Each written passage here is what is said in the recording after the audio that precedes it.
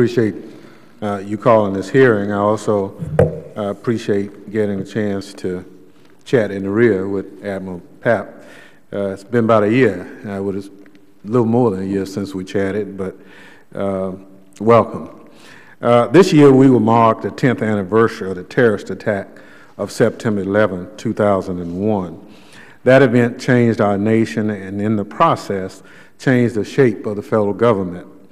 With the creation of the Department of Homeland Security, numerous desperate agencies, including the Coast Guard, were brought together to help secure the country.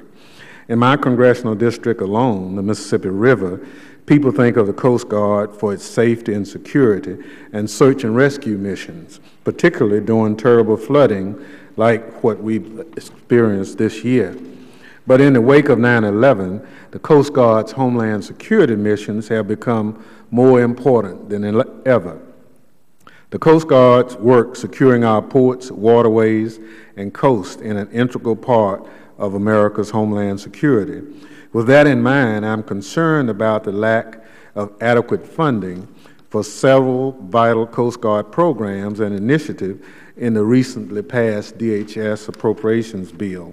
For example, the bill cuts funding for Coast Guard acquisition and construction by $270 million below the President's request.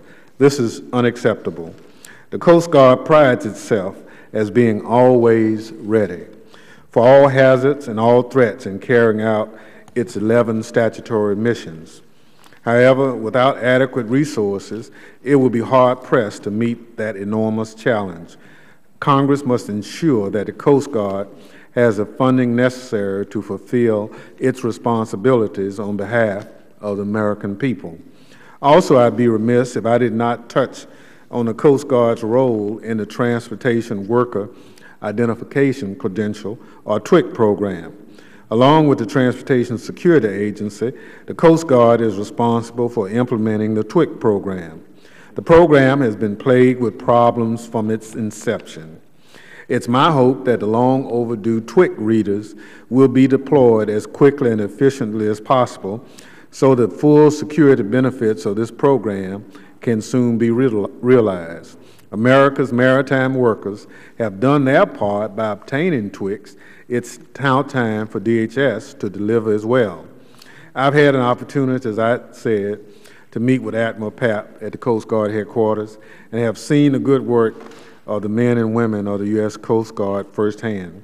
Today, I hope to hear about the Commandant's commitment to ensuring the Coast Guard fulfills its Homeland Security missions with support from Congress. Again, I thank you, Admiral Papp, for joining us today, and I look forward to a robust dialogue about the Coast Guard's role in the security of our nation. Thank you, and I yield back, Madam.